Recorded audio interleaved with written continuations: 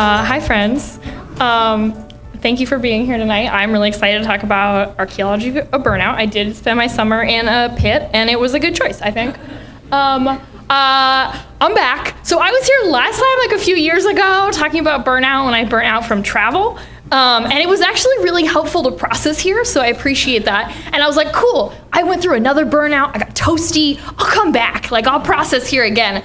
I should say though, last time I waited like a year, and this time I've been back at work for like 2 weeks. And it turns out that was a terrible mistake because I don't really know what I've learned yet fully, and I'm still pretty toasty. So we're gonna roll with it, yeah, it's still happening. Okay, so about 8 months ago, I started to realize that I was burning out.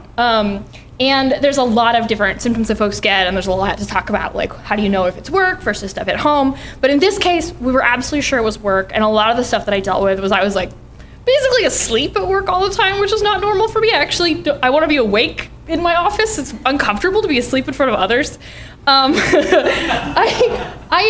I really had this desperate need to escape. Like I would be in a meeting and I would be like, let me out, free me, which you might say like, that's normal. That's me every day, Kara. That's us under late stage capitalism. But like, no, I actually like meetings. Like I want to be in them, and I did not anymore. I would have done anything to escape. And I became pretty disconnected and disillusioned. And in a lot of cases, like burnout is caused by a lack of control or a toxic environment and stuff like that. But I was really resistant to the idea that I was burned out because I was really supported. I had amazing teammates. Everything was going great. Our new CEO totally rocks. Tell everyone. My boss was really supportive, and I really liked the projects I was working on. So I was like, that can't be work burnout. I was feeling better about work and my personal life than I felt in years. And when my colleague told me, it was like, look, Kara, when you run a race, you get hyped up full of endorphins, adrenaline, we'll combine them to endorphins, and you do incredible things. Then you can pass the finish line. You're like, I'm down, I'm out. You have to recover, right? You still have to pay for that. It's the same thing with like really difficult or traumatic experiences where you don't kind of often deal with those experiences when they're happening. Even if it's years down the line, you wait until you're in a safe spot. And for me, I had a really tough few years at work, and I hadn't felt super safe. And so the moment that everything felt really safe and really good, and like finally was where I wanted it to be, everything came crashing down, which was deeply embarrassing for me. I was like, cool, so I've worked at this company for 7 years, and now I am a lifeless husk, and as companies should do, they will take my husk and they will throw it in a nearby ditch and stop paying me, and I will die there. But something that my dad kept saying, that my dad said to me last year, like it kept coming back to me, hearing him say this. You know, there used to be an old trash pit behind the lilacs, right? I did not know that, Dad. Thank you. No one told me, like 31 years of life, I had to wait 30 for you to tell me this. So where I grew up in Vermont, and I grew up right on the land that my dad grew up on and my grandparents lived on, and there's like a bunch of different like kind of family houses there. It's not weird. Now that I'm an adult, people are like, oh, like our compound. I'm like, no, it's not a weird thing. You know, it's like a rural thing. I don't know. Anyway.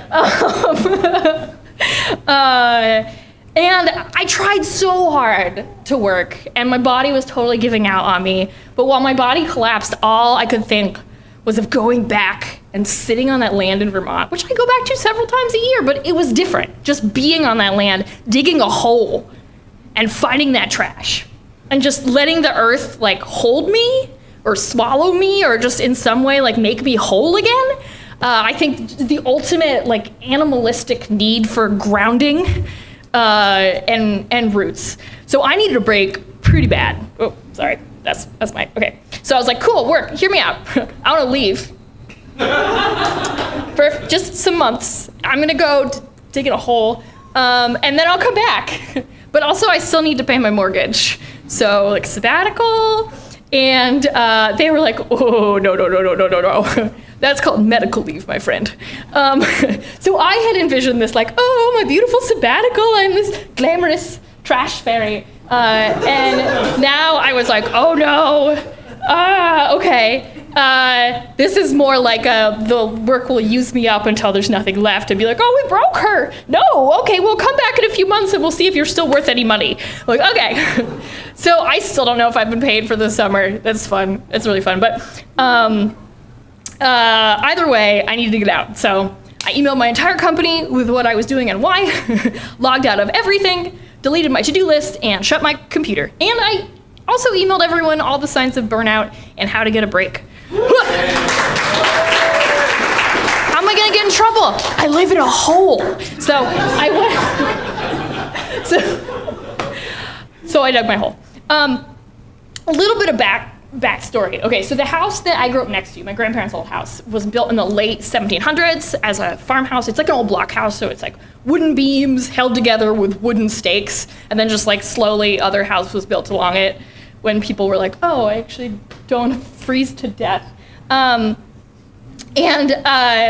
basically, there's the house and some land and where I was staying with my parents. I basically just stayed there for a few months and didn't really leave the land. I also can't drive, and there's no public transit, so where was I gonna go? And this was really interesting. I was like, I'm gonna stay here. What is there for me to see? What is there for me to do? And it turns out, everywhere, there's always trash. Lots of trash. We have been throwing stuff on the ground for tens of thousands of years. If you look at the last, like, 13,000 years in Vermont, humans have been throwing trash on the ground. Native Americans, the Abenaki, specifically in Vermont, I got really into, like, Abenaki trash and stuff like that. If you look from a Euro-American perspective, in the 19th century, what do you do with your trash? You throw it out your kitchen window. You just peel right out the window. That's pretty cool. And by the 20th century, we got pretty into burning trash in barrels and then throwing the barrel trash in a trash hole. So there's trash everywhere. And by the 60s, and then if you're in an urban place, right, like the city, you give them your trash, they burn it in a barrel, and then they throw it in a hole. But by the 60s, the government's like, maybe everyone shouldn't just be burning trash all day, I don't know. And some things changed. So our trash pit, I've got the living memory. My dad remembers it from when he was young in the early 60s. I've got oral history. My great-grandfather shot rats in it as a child, which is a story inexplicably handed down. Maybe one of the few things I know about my great-grandfather. And also, I bought a metal detector for no reason other than to be like, yep, there's a lot of metal down there. So that worked pretty well. So there's my spot. And here is the ultimate grounding exercise. People ask, do you find any gold? No, I'm sorry. I'm so sorry. I did not find any gold. I have spent so long trying to think of a reason that gold could possibly be on my property, and there is none. So for y'all treasure hunters out there, like, take a step back, go somewhere else. The other big question is everyone's like, oh my God, you're gonna find a skeleton. No. I hope not. First of all, because that is literally my phobia.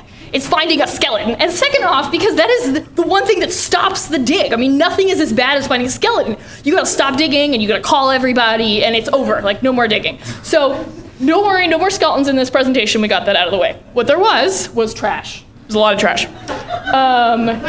Here's some fine examples of trash. A bottle, that is a ink blotter, and that is part of a Clorox bottle.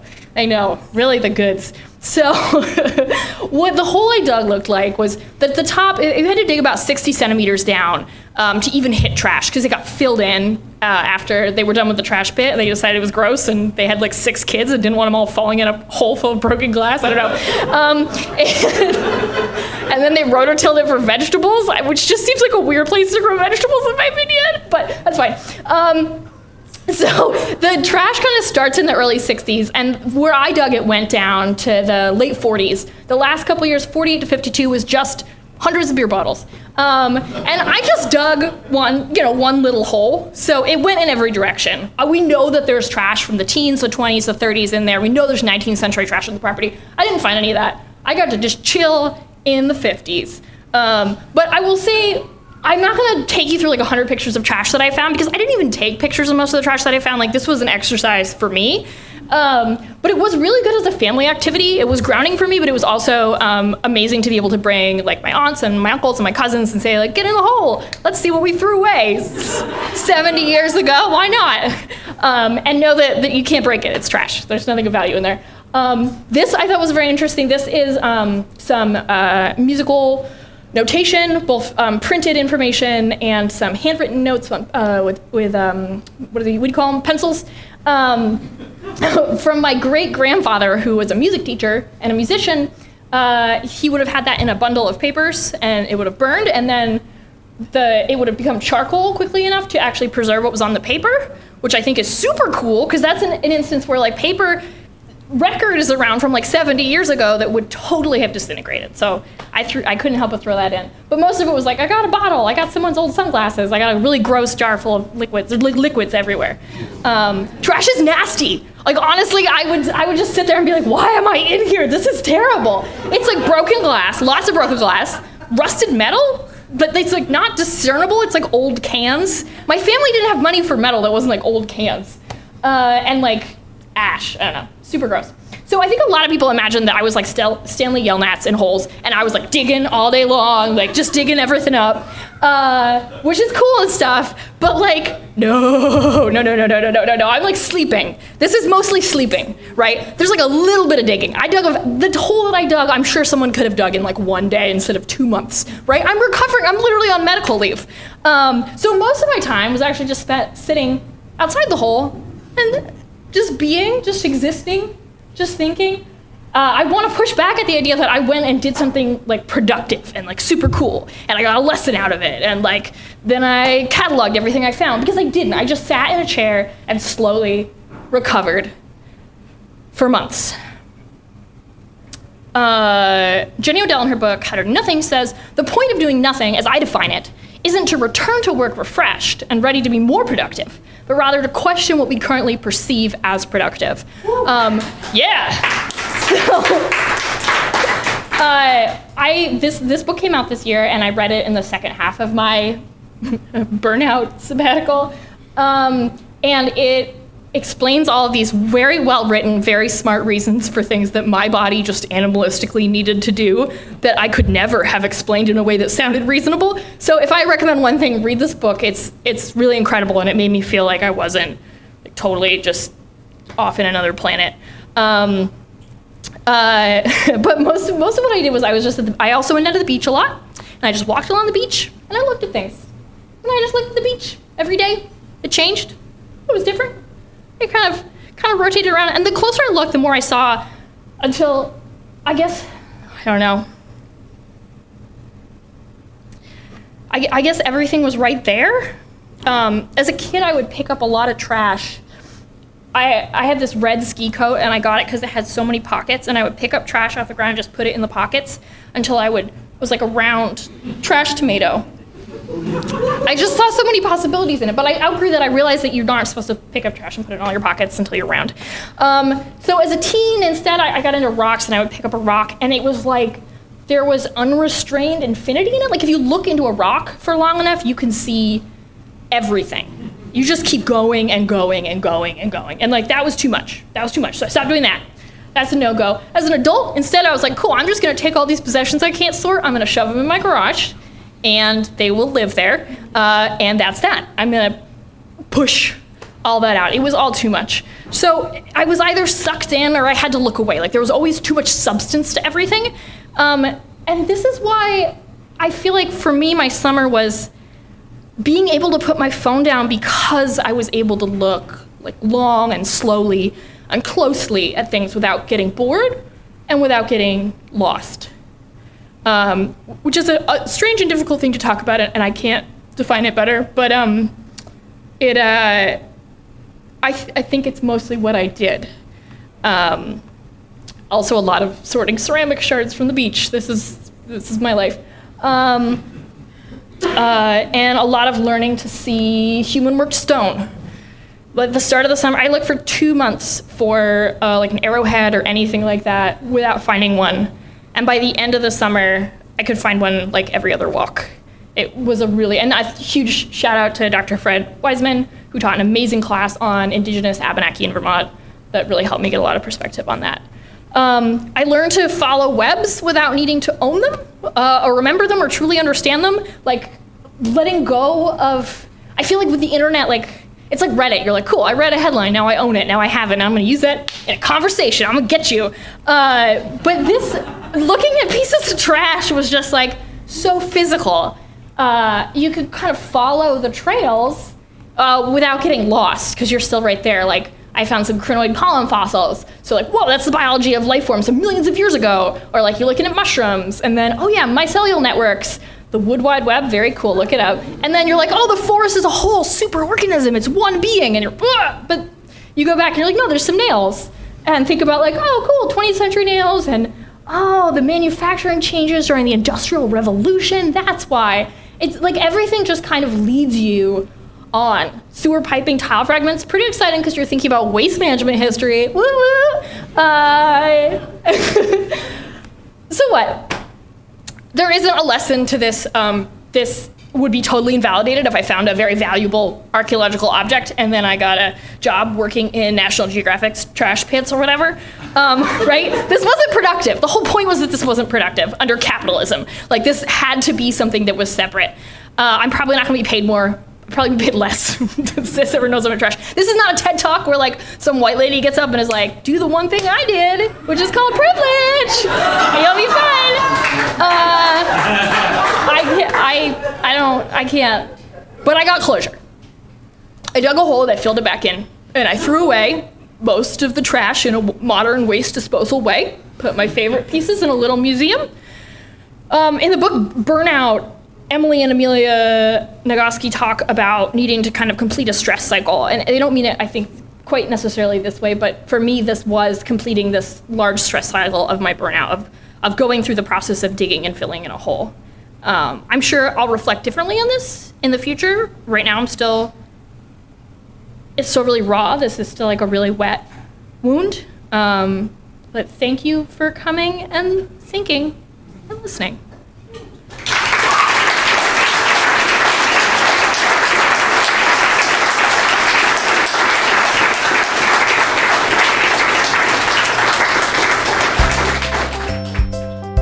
Thank you so much, Kara. That was wonderful. Let's have another